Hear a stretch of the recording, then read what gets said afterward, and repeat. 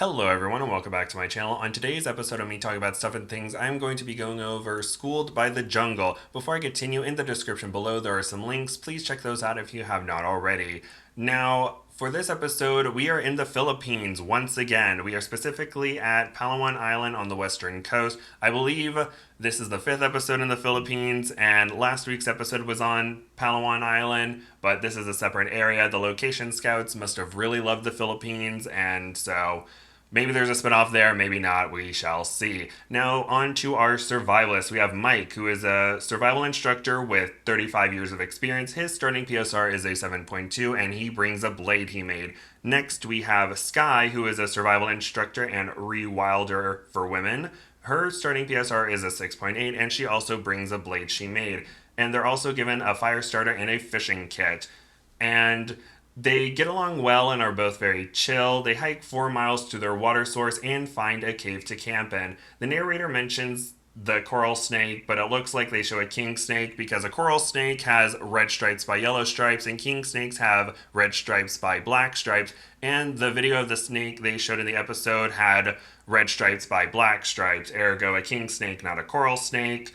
I think that has happened in the past where they said one animal but shown another. I think that happened on an episode where they said black rhino and they showed a white rhino or vice versa. But I thought I'd point that out. It doesn't break my immersion, but oh well. Now Skye searches for bamboo and she finds some, but it's not super big. Mike gathers fire making material, lots of emphasis on water. They get a fire going and they show that both of them are being affected by the humidity and have to take a little break while making the fire, but they eventually get it and are able to rehydrate by boiling water inside the bamboo shoots, even though the bamboo is very small and it takes a long time. They gather material for their bed so they can sleep as comfortably as they can. Day 2 begins, and so does the search for food. Skye goes fishing and she sees a massive king cobra. It looks like they dubbed over her because we hear her voice but her lips aren't moving, but that's fine. The two discuss trying to get the venomous snake and whether or not it's a good idea. Mike makes a spear and he constructs a 3-pronged spear to potentially go and look for it, but he does not find it, unfortunately.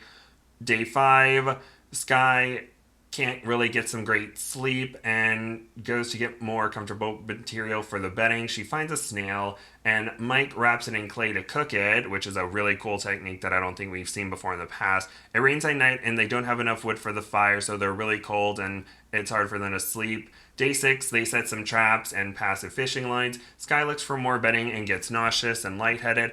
Mike goes to set more traps to try to get food to help Skye. Day 9 and Skye is still not feeling well. Mike begins to work on a fish basket. Day 10, Skye is still feeling nauseous and Mike helps her emotionally. And they're both very cool and they're very supportive of one another, and it's really great and wholesome partnership and no drama at all. Day 11 and Skye is feeling a little better. Mike finishes his fish basket and puts it in the river. Skye drinks a lot of water while it was simmering and not fully boiling, and later on she's saying she's cramping and she's not really doing that well. And then while Skye is talking on her OTF or on the fly / talking head interview, she has to sit down for a little bit because she's feeling so much cramping and it's causing her a lot of pain and she's crying and she's just very upset. And a medic is called in and the medic says that she has a high fever and may have an infection.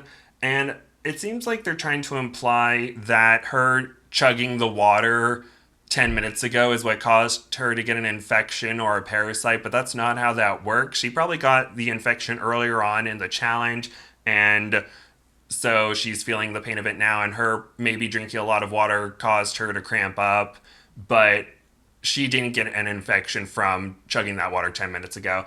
And on her Facebook Live interview that she and Mike did with Ernie, one of the best survivalists from the show, in my opinion, she said that they never were specifically able to find out what was going on. They just said an intestinal infection, I believe is what she said, but nothing specific was told to her, at least. And she's in a lot of pain. She has stomach cramps, and After a lot of tears and the medic consulting the doctor, unfortunately, Skye is med-tapped from the challenge. Skye is crying, Mike is crying. I'm sure a lot of the audience is very sad that she has to go because she really wanted it and she was saying that, oh, I'm feeling better, I'm fine, I'm standing up, everything's good. But unfortunately, that is not enough to keep her in the challenge and she has to leave. So that is unfortunate.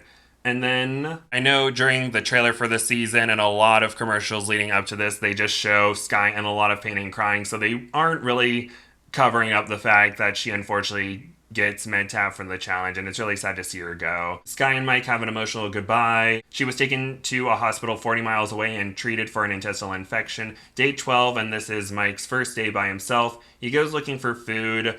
His fish trap is full of leaves, unfortunately, and he spots the cobra and tries to dispatch it in the woods, but it unfortunately gets away, so he is unable to get protein.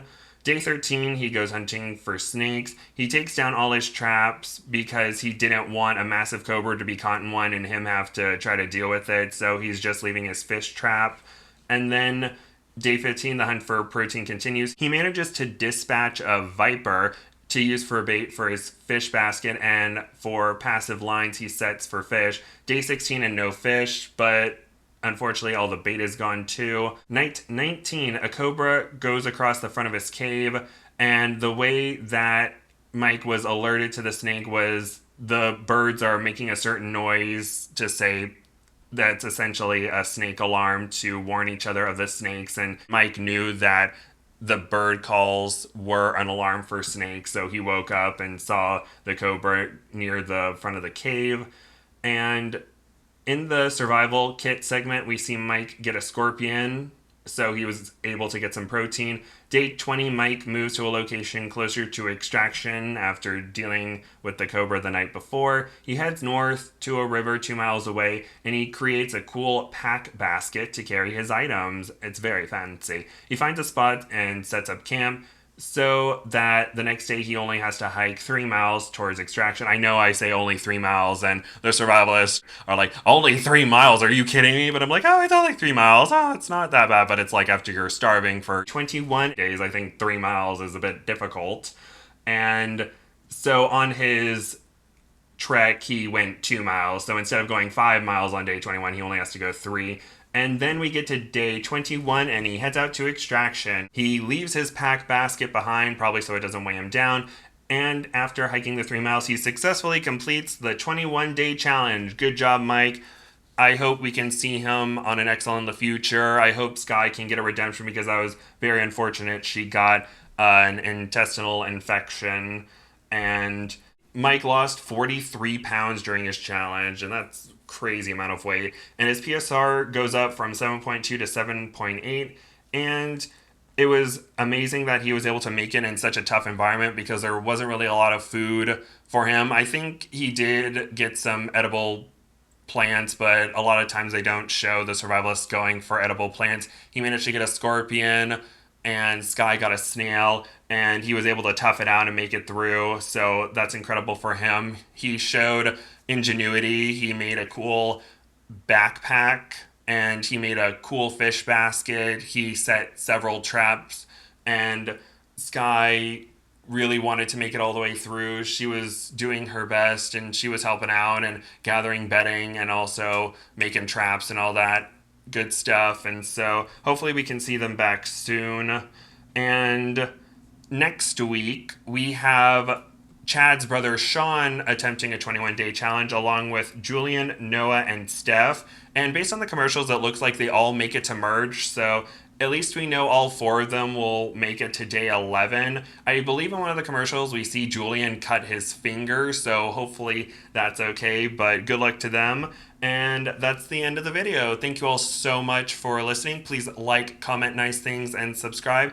And have a wonderful day, and click the next video if it's fine. Okay, thank you. Bye-bye.